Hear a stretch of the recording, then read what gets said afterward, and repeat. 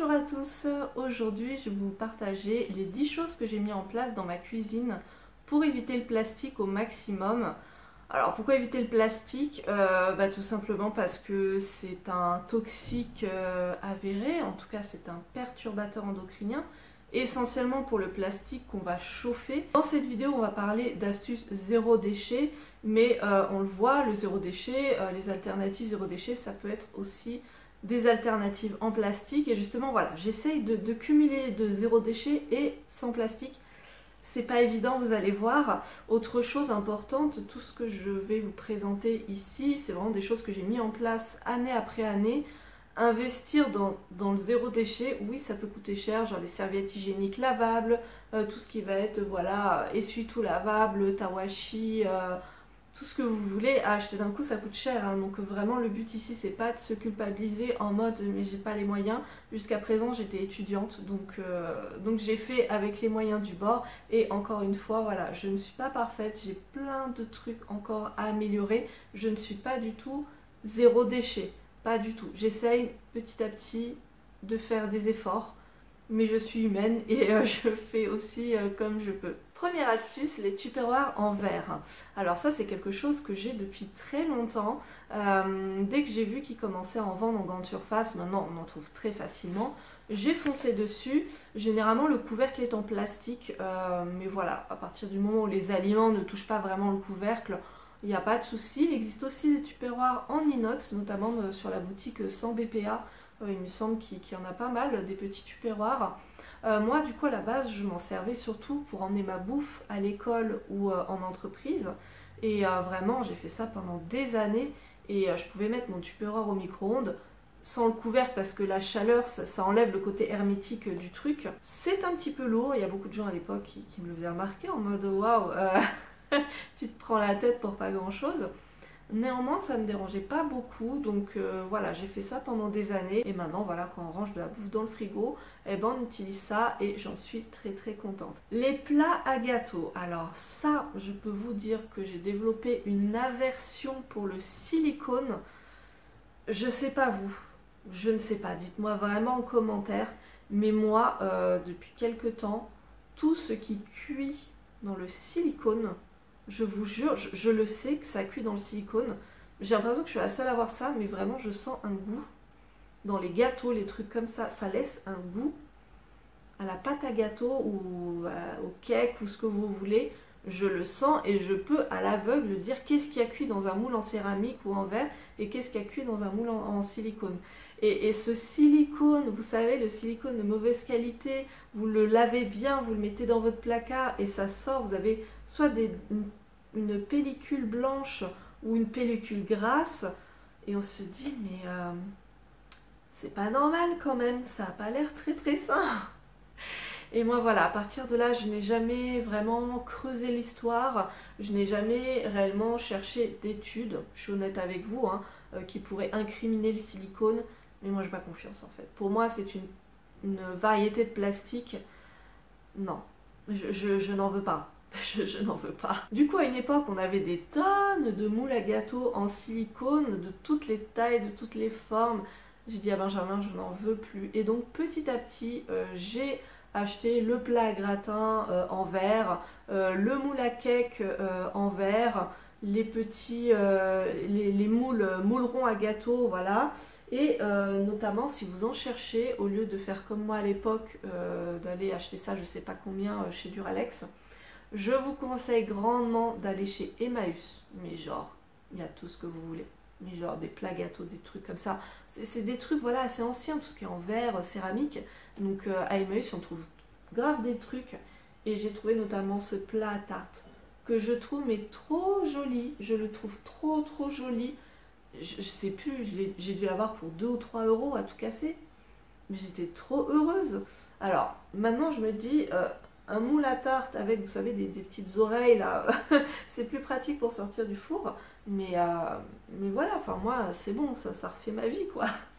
Évidemment j'évite aussi les moules en aluminium, c'est plus rare, mais voilà, c'est des choses qu'on peut récupérer aussi chez les grands-parents, etc. J'évite aussi parce que l'aluminium, pareil, très très gros, toxique, cancérigène, donc ça ne va pas dans ma cuisine. Moi ça va être inox, verre, céramique, Voilà. Je n'ai jamais eu vraiment de problème avec ce genre de moule. Vraiment, je huile mon moule tout simplement.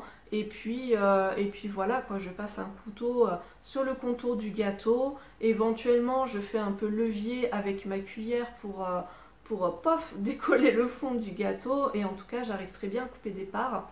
Il y a mon moule à cake que j'aime beaucoup beaucoup. Et notamment même, je peux vous dire que très souvent, je ne démoule pas le gâteau. Enfin, que ce soit un gâteau sucré ou un cake salé, je ne le démoule pas parce qu'en fait, de le conserver comme ça dans son moule en verre en mettant une petite charlotte dessus pour le protéger, ça va vraiment l'empêcher de sécher et de se conserver plus longtemps. Donc j'aime beaucoup et je trouve que c'est très facile de couper des parts comme ça. Donc vraiment j'ai adopté le truc depuis longtemps. Troisième astuce qui découle un peu de mes moules à gâteau, c'est les petits moules à muffins. Alors parce que ouais, j'avais des moules à gâteau, mais dès que je voulais faire des muffins ou des mini cakes individuels, bah en fait à part mes moules à silicone, j'avais pas grand chose. Et en fait je me suis dit ouais, il y a des ramequins, que ce soit les ramequins en verre Duralex ou les ramequins en céramique. Je me disais mais à démouler ça va être galère. Eh ben non, franchement, j'ai été ravie. Voici une vidéo qui est un peu vieille, mais du coup, je huile tout simplement mes petits moules. Et justement, donc je passe un couteau sur le contour. Je fais levier comme ça à 3-4 endroits différents avec ma fourchette. Et ça se démoule parfaitement bien. Ça fait des dizaines, vingtaines de fois que je fais ça. Je n'ai jamais eu de problème. Sauf évidemment si vous faites des cakes avec genre des fruits ou je sais pas moi, de la confiture de fruits. Vous voyez, des choses qui vont un peu rendre humide le truc et coller un peu au moule. Voilà, ça peut casser un petit peu le gâteau, mais franchement, dans la majeure partie du temps, ça se passe très très bien. Je n'ai vraiment aucun problème pour les démouler. J'en suis très contente. J'ai donc deux petits ramequins en céramique que j'avais acheté en grande surface. Sinon, j'avais acheté des ramequins en verre Duralex. Si j'avais su à l'époque, j'aurais été chez Emmaüs, mais bon, voilà. Quatrième astuce, les bouteilles en plastique. Alors ça aussi, ben, c'est la grande question. On vous dit, ouais, dans l'eau du robinet, il y a des polluants, des résidus de pesticides, des résidus de médicaments, ce genre de choses. Oui, mais du coup, dans les bouteilles en plastique, bah, le plastique des bouteilles fait migrer pas mal de choses dans l'eau.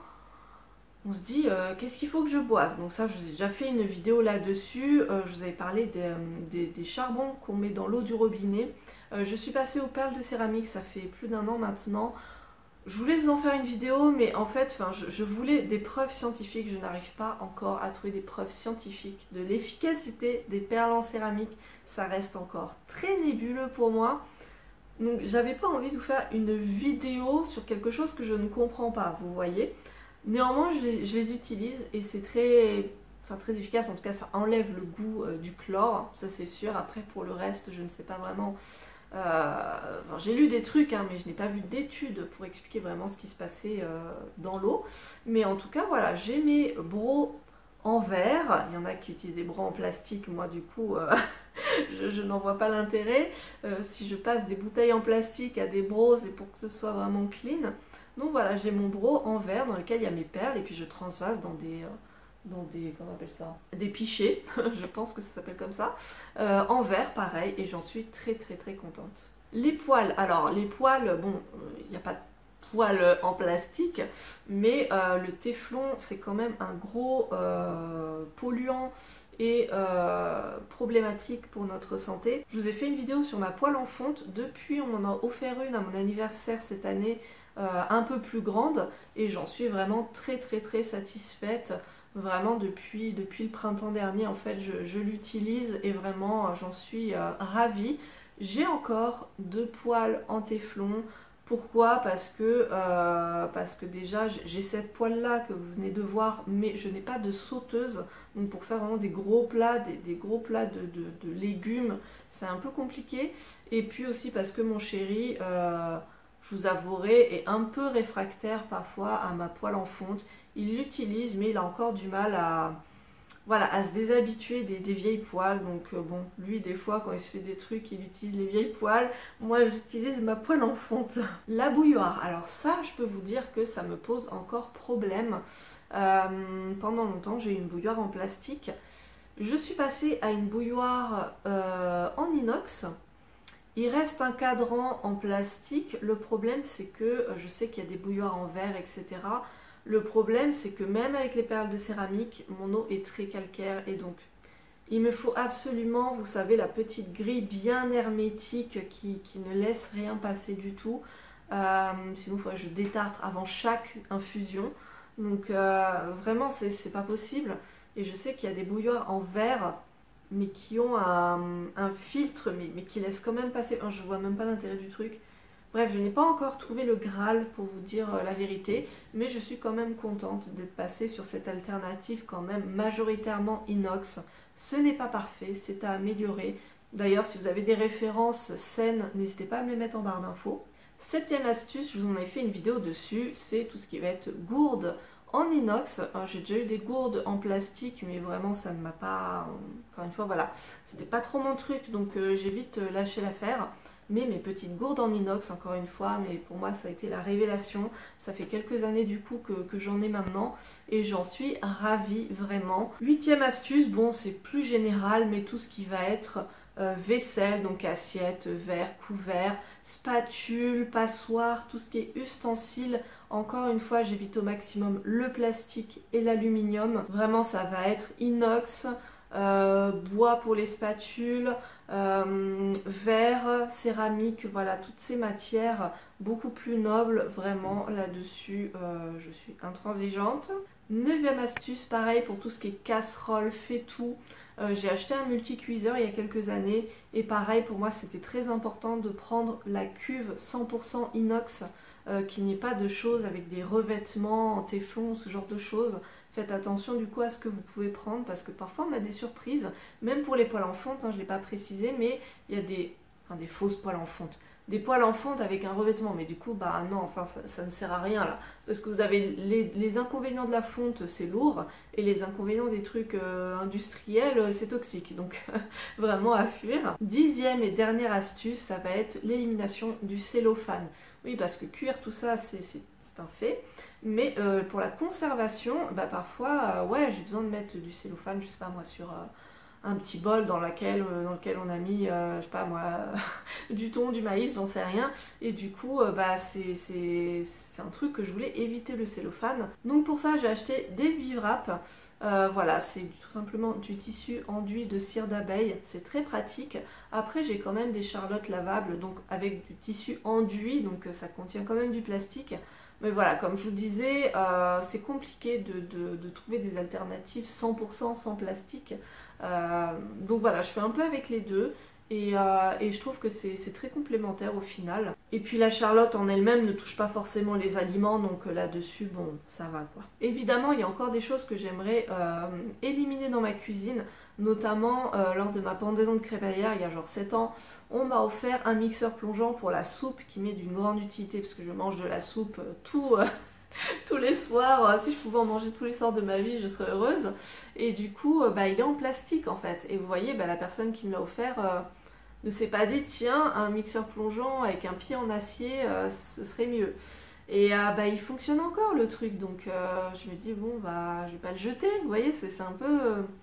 C'est un peu contradictoire, mais bon, je me dis un jour je vais le changer pour un truc en inox parce que ça me dérange de plonger ça dans ma soupe brûlante en fait. Ça va à l'encontre de tous les efforts que j'ai fait jusqu'à présent. Pareil, je cherche des alternatives parce que souvent, quand on fait des pizzas, on fait genre 2 grosses pizzas, on coupe en parts et on congèle comme ça, bah, c'est vachement pratique. Et donc on les emballe une par une dans du cellophane. Donc déjà, enfin bonjour le problème environnemental et puis bon bah ça, voilà, c'est collé aux aliments, c'est congelé, enfin à mon avis c'est vraiment pas sain. Et je sais qu'il y a des poches lavables, donc c'est du tissu enduit hein, tout simplement qui existe, mais voilà, encore une fois c'est du plastique, donc je sais pas si c'est forcément hyper bon pour la santé, pour l'écologie oui, pour notre santé je sais pas, en fait je ne sais pas, mais je suis en train de réfléchir et je suis en train de chercher des alternatives. En tout cas, n'hésitez pas à me dire, vous, quelles sont vos astuces et surtout votre rapport à tous ces questionnements. Est-ce que vous êtes très plastique ou pas du tout? Je sais pas, peut-être que vous avez aussi des alternatives que je n'ai pas et qui pourraient du coup m'être utiles, donc n'hésitez pas. J'étais très contente de partager tout ça avec vous. Et bah du coup je vous fais plein de bisous et je vous dis à très bientôt. Salut!